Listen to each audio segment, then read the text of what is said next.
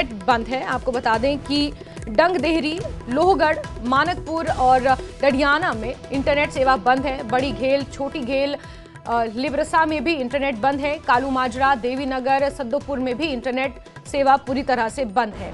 सुल्तानपुर और काकरू गांव में इंटरनेट बंद है। किसानों ने आज दिल्ली कूच का क्योंकि ऐलान किया है और किसी भी तरह का भ्रामक प्रचार ना हो सके, इससे बचने के लिए शंभू बॉर्डर के आसपास अंबाला के कई ऐसे गांव हैं जहां पर इंटरनेट सेवा बाधित रहेगी। प्रशासन को कानून व्यवस्था बिगड़ने का डर है, जिसके चलते 17 दिसंबर तक बॉर्डर से सटे गांव में इंटरनेट सेवा बंद करने का आदेश दिया गया है। अंकित दुधानी हमारे साथ जुड़ चुके हैं। अंकित, आज तो सबसे बड़ा सवाल ये कि क्या किसान तीसरी बार दिल्ली कूच करने में सफल रहेंगे, क्योंकि सरवण सिंह पंढेर का ये स्पष्ट कहना है कि आज चाहे कुछ भी हो जाए दिल्ली कूच करके रहेंगे। बिल्कुल, लगातार किसानों का आह्वान है और आज एक बार फिर से आह्वान किया गया है कि वो 12 बजे दिल्ली कूच के लिए निकलेंगे। लेकिन जिस तरह से प्रशासन की तैयारियां हैं, प्रशासन ने भी तैयारियां और ज्यादा पुख्ता कर दी है और लगातार प्रशासन कह रहा है कि दिल्ली जाना है तो परमिशन लेकर के जाए, परमिशन वो दिखाएं और फिर दिल्ली जाने को लिए उनको कोई नहीं रोक रहा। लेकिन परमिशन कहीं ना कहीं किसान लेने को लिए तैयार नहीं है और वो लगातार यही कह रहे हैं कि दिल्ली जाने के लिए कौन सी परमिशन लेनी पड़ती है। तो अब उसी के मद्देनजर, उसी को ध्यान में रखते हुए अब अंबाला के शंभू बॉर्डर के नजदीक लगते जो गांव हैं, वो डंगदेरी है, लोहगढ़ है, मानकपुर है, डडियाना है, बड़ी गेल, छोटी गेल, लिबरसा, कालू माजरा, देवीनगर, सद्दोपुर, सुल्तानपुर और काकरू, ये जो गांव है इनके अंदर जो इंटरनेट सेवा है वो बंद कर दी गई है। किसी भी तरह से कोई उपद्रव ना फैले, कोई गलत खबर ना फैले, कोई वायरल ना हो, इस वजह से ध्यान में रखते हुए गृह विभाग की ओर से ये आदेश जारी किए गए हैं। पहले भी इंटरनेट सेवा बंद की गई थी जब किसानों ने आह्वान किया था, तो आज एक बार फिर से ये इंटरनेट सेवा बंद की गई है और 17 दिसंबर तक बंद की गई है। तो अभी जो समय दिया गया है वो 17 दिसंबर तक दिया गया है और जो सिचुएशन होगी उसके हिसाब से रिव्यू किया जाएगा। तो अभी जो आह्वान किया गया है किसानों के द्वारा, अब देखना होगा कि 12 बजे के बाद क्या स्थिति शंभू बॉर्डर पर रहती है। बिल्कुल बिल्कुल अंकित, 12 बजे का इंतजार करना जरूरी है, उसके बाद क्या तस्वीर बनती है देखना महत्वपूर्ण रहेगा। अंकित, बहुत शुक्रिया जुड़ने के लिए हमारे साथ।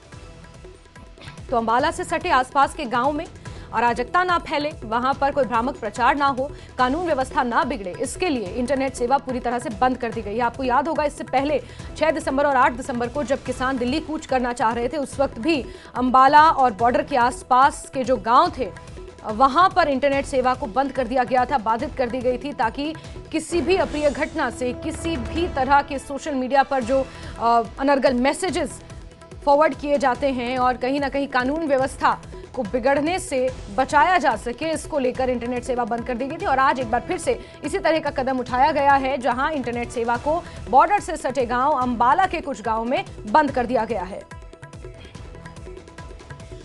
वहीं किसान नेता पंढेर ने कहा है कि हम 12 बजे दिल्ली कूच करेंगे, हम अपनी बात पर अडिग हैं। किसानों का आज तीसरा जत्था दिल्ली की तरफ रवाना होगा। आज क्या हालात रहेंगे?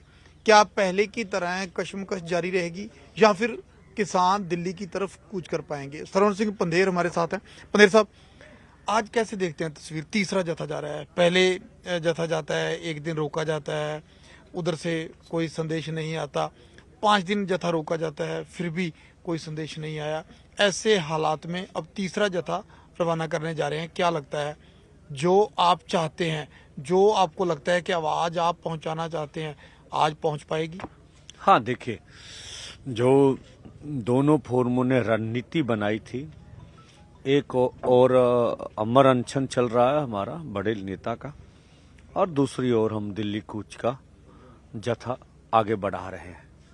अब जो हमें दिख रहा है, पूरा देश के लोग, देश के किसान मजदूर, 140 करोड़ भारतीय, सब जनमानस तक हमारी आवाज जा रही है और हमारा सवाल मुखर होकर उनके दिमाग में गूंज रहा है कि 101 आदमी पैदल चलने वाला, हरियाणा हो अथवा दिल्ली हो, उसके लॉ एंड ऑर्डर के लिए किस तरह से खतरा खड़ा कर सकता है। जब देश की पार्लियामेंट में 75 वर्ष पूरे हो रहे हैं, संविधान के ऊपर चर्चा हो रही है, ये सवाल आज और मुखर हो जाएगा कि क्या संविधान शंभू बॉर्डर पर लागू है, खनौरी बॉर्डर पर लागू। यहाँ संविधान कोई और काम कर रहा, उधर कोई संविधान और काम कर रहा।